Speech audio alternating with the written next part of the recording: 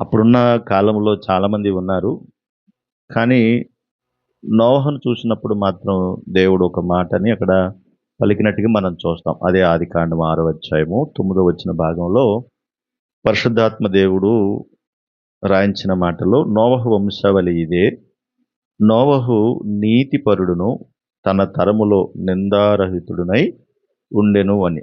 ఈ సాక్ష్యాన్ని దేవుడే చెప్తున్నాడు. ప్రతి వారిలో కూడా కొన్ని మంచి లక్షణాలుంటాయి. అలాగే దేవునికి విరుద్ధమైనటువంటి లక్షణాలు కూడా ఉంటాయి. మనుషులందరూ ఒకేలా ఉండరు. మనుషుల యొక్క ఆలోచన విధానం కూడా ఒకేలాగా ఉండదు. విభిన్న రకాల మనస్తత్వం కలిగిన వారై ఉంటారు.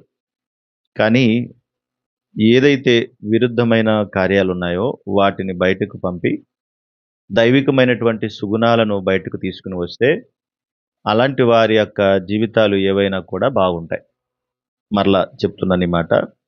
ఏవైతే దుర్గుణాలున్నాయో వాటిని విడిచిపెట్టి దైవిక గుణాలను బయటకు తీసుకొని రాగలిగితే ఆ జీవితాలు ఎప్పుడు బాగుంటాయి. అదే ఆదికాండం 7వ అధ్యాయం 1వ వచనంలో కూడా నోవహు గురించి దేవుడు మళ్ళీ మాట్లాడుతూ, యెహోవా ఈ తరము వారిలో నీవే నా ఎదుట నీతిమంతుడవై ఉండుట చూచితిని గనుక నీవును నీ ఇంటి వారును వాడలో ప్రవేశించండి అని. దేవుడు చాలా గొప్ప స్థితి కలిగినటువంటి వాడే. అయితే అంత ఉన్నతమైనటువంటి దేవుడు తన కృపను మనకు అనుకూలపరిచి నోవహును ప్రేమించిన దేవుడే మనల్ని కూడా ప్రేమిస్తున్నాడు. అయితే మరి నోవహును చూచిన దేవుడే మనల్ని కూడా చూస్తున్నాడు కదా. కనుక అలాంటి నోవహును చూసినప్పుడు ఆ తరము వారిలో నీతిమంతుడిగా కనిపిస్తే దేవుడు ఎంతోమంది ఆ కాలంలో ఉన్న నోవహును తన కుటుంబాన్ని మాత్రం ఎన్నుకొని వారి ద్వారా ఓడను సిద్ధపాటు చేయడానికి దేవుడు ఏర్పాటు చేశాడు. ఈ మాటని మనం ఇలాగ అర్థం చేసుకుంటే ఇప్పుడున్న ఈ తరములో కూడా చాలామంది ఉన్నారు. కానీ ఈ తరములో దేవుడు నిన్ను ఎన్నుకున్నాడు. ఆ తరములో నోవహును ఎన్నుకుంటే ఈ తరములో నిన్ను ఎన్నుకున్నాడు. మరి ఆ తరములో ఉన్నటువంటి నోవహు ఏం చేశాడు? నాకెందుకొచ్చిన గొడవలే అనుకున్నాడా? అనుకోలేదు కదా. దేవుడు బాధ్యత అప్పగించి ఇదిగో నువ్వు సిద్ధపాటు చెయ్యి అనగానే అమ్మో! ఎన్ని ఆత్మలు నశించిపోతున్నాయో అని తన ఆత్మను కాపాడుకోవడం, తన కుటుంబాన్ని కాపాడుకోవడమే కాకుండా తన చుట్టూ ఉన్నవారు కూడా కాపాడబడాలి అనేటువంటి ప్రయత్నాన్ని దేవుడు అప్పగించిన బాధ్యతను నెరవేర్చాడు. వదిలేసాడా అంటే ఎక్కడా వదలలేదు. అలాగే మనకున్నటువంటి తరములో నేను నమ్ముకున్నాను, నేను బాగానే ఉన్నాను, ప్రభువా స్తోత్రం అనుకుంటున్నాను అని అనుకోకుండా నేను రక్షింపబడాలి, నా కుటుంబము రక్షించబడాలి, నా చుట్టూ ఉన్నవారు కూడా రక్షింపబడాలి. అదే దేవుడు ఆ రోజు నోవహుకు అప్పగించినటువంటి బాధ్యత. ఎవరు వింటారండి? ఎందుకు వింటారండి? చెప్తే వింటారండి అని మనం అనుకోక్కర్లేదు. ఎవరు విన్నా వినకపోయినా మనం ఏం చేయాలా? చెప్పాలి. మన బాధ్యత. విన్నా వినకపోయినా మన బాధ్యత ప్రకారంగా మనం వెళ్ళాల్సిందే. అంతేకాదు ఇక్కడ ప్రాముఖ్యమైనటువంటి విషయం ఏంటంటే నోవహును దేవుడు ఎన్నుకున్నాడు కదా. నోవహును దేవుడు ఎన్నుకున్న తర్వాత నోవహు ఎక్కడైనా దేవుణ్ణి వ్యతిరేకించినట్టు గాని, దూషించినట్టు గాని, దేవుణ్ణి విడిచిపెట్టినట్టు గాని మనకు కనిపిస్తదా? ఎక్కడైనా. అంటే దేవుడిని తన విశ్వాసము ద్వారా నోవహు ఏం చేశాడు? చివరి వరకు కూడా కాపాడుకున్నాడు. తన కుటుంబాన్ని కాపాడుకున్నాడు. తన విశ్వాసాన్ని కూడా కాపాడుకున్నాడు. ఎక్కడ బ్రేకప్ అయిపోలేదు. కానీ జీవిత దినాలలో అనేకమైనటువంటి ఒడిదుడుకులు, ఇబ్బందులు, కష్టసుఖాలు ఇవన్నీ మన జీవితాల్లో వస్తూనే ఉంటాయి. వీటన్నిటి విషయాల్లో ఎన్ని వచ్చినా కూడా మనము కృంగిపోకుండా దేవుని కొరకు నిలబడాలి. నోవహు నిజమైనటువంటి మంచి ఆరాధికుడు. ఎట్లా అంటే ఆనాటి కాలంలో కూడా ఎంతమంది హేళన చేసినా, ఎలా మాట్లాడినా కూడా ఏమీ పట్టించుకున్నాడా? ఎందుకంటే ఇవన్నీ పట్టించుకుంటే భూమి మీద మనం బ్రతకలేం. కనుక ఇవేమీ పట్టించుకోకుండానే తన జీవితాన్ని దేవునికిచ్చి, దేవుని చిత్త ప్రకారంగా తన హృదయాన్ని దేవునికి అప్పగించి, తన కుటుంబాన్ని కూడా కాపాడుకున్నాడు. అంతేకాకుండా చూడండి హెబ్రీ పత్రిక 11వ అధ్యాయం. హెబ్రీ పత్రిక 11వ అధ్యాయము చూడండి ఒకసారి 6 వచ్చిన భాగం. 6, 7 వచ్చిన భాగాలు. హెబ్రీ పత్రిక 11 అధ్యాయము 6, 7 వచ్చిన భాగాలు. విశ్వాసము లేకుండా దేవునికి ఇష్టుడయ్యుండుట అసాధ్యము అన్నాడు. దేవుని యొద్దకు వచ్చువాడు ఆయన ఉన్నాడనియు, తన్ను వెదుకు వారికి ఫలము దయచేయువాడనియు నమ్మవలను కదా అన్నాడు. అంటే విశ్వాసం అనేది చాలా ప్రాముఖ్యమైనటువంటిది. ఈ విశ్వాసం అనేది అన్ని విషయాల్లో కూడా నిలబడాలి. ఏదో కాసేపు ఉండి కాసేపు వెళ్ళిపోయేది కాదు. కాసేపు బయటకొచ్చి మరలా లోపలికొచ్చేది కాదు. అది స్థిరముగా ఉండాలి. ఎందుకంటే విశ్వాసం లేకుండా దేవునికి ఇష్టలుగా ఎవరు కూడా ఉండలేరు. అందుకనే ఆ 7వ వచనంలో ఏమన్నాడు? విశ్వాసమును బట్టి నోవహు అది వరకు చూడని సంగతులను గూర్చి అండి. ఏ ఏ సంగతులు చూడలేదు?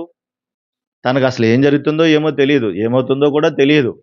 భవిష్యత్తు ఏం జరుగుతుందో కూడా తెలీదు. దేవుడు పిలిచాడు. ఇదిగో ఓడ సిద్ధం చేయమన్నాడు. నేను జలప్రళయాన్ని రప్పిస్తానన్నాడు. ఇది మరి ఎలా ఉంటది? నమ్మశక్యంగా ఉంటదా?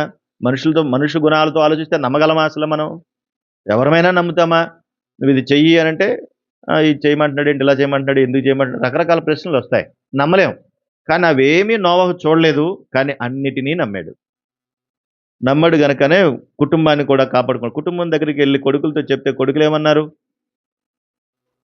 కొడుకులేమన్నారు? ఎంతమంది కొడుకులున్నారు నోవహుకి? 3 కొడుకులంటే 3 అన్నదమ్ములేనా? 3 అన్నదమ్ములే గదా!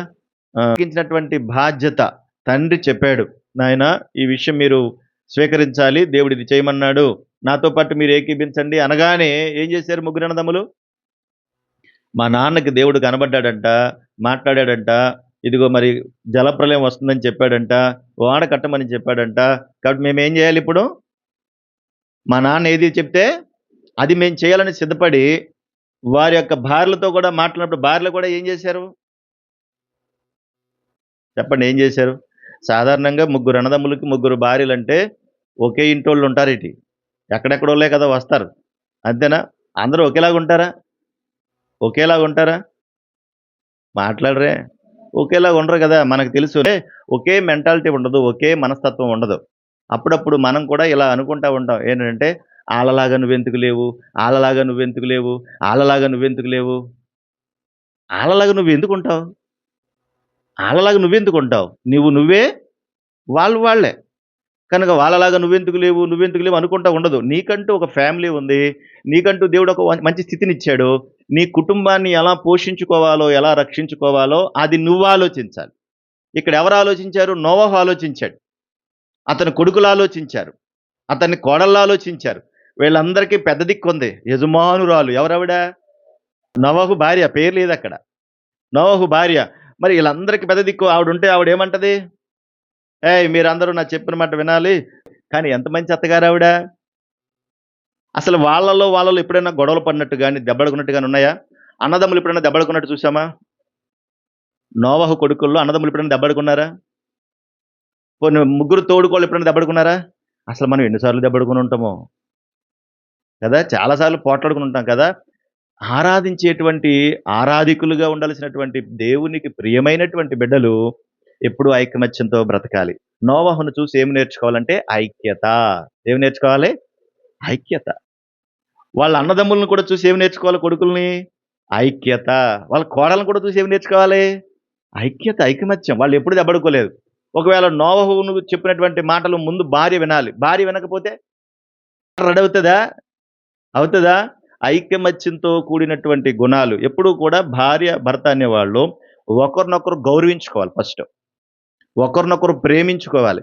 అసలు నోవహును చూసి, వారి కుటుంబాన్ని చూసి 100 పాఠాలైనా నేర్చుకోవచ్చు మనం. 100 పాఠాలైనా నేర్చుకోవచ్చు.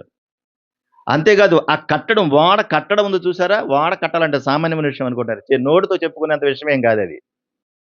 చాలా కష్టమైనటువంటి పరిస్థితి. ఎప్పుడు ఏది పడిపోద్దో తెలీదు. ఏమైతుందో తెలీదు. ఇయన్నీ ఒక ఎత్తు. మళ్ళీ ఊరి మీద ఉన్నటువంటి జంతువులన్నీ ఏం చేయాలి? సిద్ధపడండి అంటే ఎవరు సిద్ధపడ్డారు?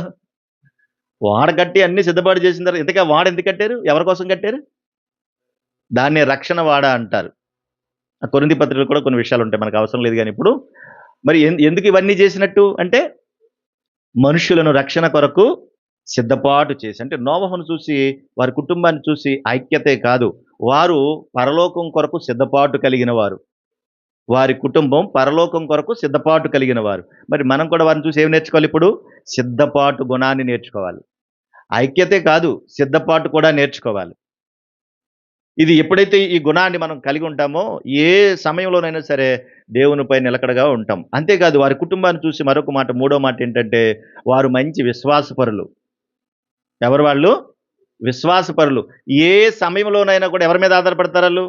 దేవుని మీద తప్ప మనుషుల మీద ఆధారపడరు. ఎందుకనంటే చుట్టూ ఉన్న మనుషులు ఎవరు వీళ్ళ మాట అసలు వినరు. వీళ్ళ కుటుంబం ఒక్కటే దేవుని వైపు చూస్తా ఉంది. అందుకే ఏమన్నాడు? నీవును నీ ఇంటి వారును వాడలో ప్రవేశించిన అనడానికి కారణం ఏంటి అంటే, వాళ్ళు మాత్రమే దేవుని మాట విన్నారు. ఇంకెవరు వినే స్థితిలో లేరు. అలాగని వాళ్ళేమన్నా మానేశారా? సుమారు 100 సంవత్సరాల పాటు సువార్త అందిస్తూనే ఉన్నారు. ఒక రోజున జలప్రళయం వచ్చింది. అందరూ ఏమైపోయారు? కొట్టుకుపోయారు. కొట్టుకుపోయారు. అందరూ కొట్టుకుపోయారు. అందుకనే ఇంట్లో ఉన్నటువంటి వారు, గృహంలో ఉన్నటువంటి వారు ఒకే మనస్తత్వం కలిగిన వారుగా ఉండాలి. ఒకరొకలాగా ఉంటే ఎడ్డెమ్మ, తెడ్డెమ్మ అంటే సంసారం ఏమవుతది? ఒక ఎద్దు ముందుకు పరిగెత్తా, ఒక ఎద్దు వెనక్కి లాగుతుందనుకోండి. ఏమవుతది? బావుంటదా? కనుక ఎప్పుడూ కూడా ఐక్యమత్యముతో ఆ కుటుంబం కట్టబడాలి. ఆ యొక్క నోవహు చేసినటువంటి తన జీవిత దినాలలో అతను చూపినటువంటి విధానం ఏంటంటే, చక్కగా దేవుని కొరకు నిలబడ్డమే. ఆ 7వ వచనంలో హెబ్రీ పత్రిక 11, 7వ వచనంలో విశ్వాసమును బట్టి నోవహు అది వరకు చూడని సంగతులను గూర్చి దేవుని చేత హెచ్చరింపబడి భయభక్తులు గలవాడై తన ఇంటి వారి రక్షణ కొరకు ఒక ఓడను సిద్ధము చేసెను. అందువలన అతడు లోకము మీద నేరస్థాపన చేసి విశ్వాసమును బట్టి కలుగు నీతికి వారసుడాయెను అన్నాడు. కనుక నీతికి వారసులుగా మనం నిలబడాలి. ఎవరేమన్నా అనుకోని, ఏమైనా చేయని, నేను నా ఇంటివారు రక్షించబడాలి. అంతే. ఎవరేమన్నా అనుకోని. నోవహు దేవుణ్ణి ఘనపరిచాడు. మనం ఘనపరచాలి. నోవహు తన కుటుంబంతో కలిసి దేవుని యందు విశ్వాసం ఉంచాడు. మనం అట్లా విశ్వాసం ఉంచాలి. నోవహు తన కుటుంబంతో కలిసి సిద్ధపాటు కలిగి ఉన్నాడు. మనం కూడా అట్లు సిద్ధపాటు కలిగి ఉండాలి. నోవహు తన కుటుంబంతో కలిసి ఐకమత్యముతో బ్రతికాడు. మనం కూడా అలా బ్రతకాలి. నోవహు చేసినటువంటి ఆరాధన అదే. ఆరాధన అంటే చాలా సార్లు చెప్పాను మీకు. ఉత్తినే ఆరాధన కాదు. మన జీవితం ద్వారానే దేవుణ్ణి మహిమపరచాలి. అదే నిజమైనటువంటి ఆరాధన.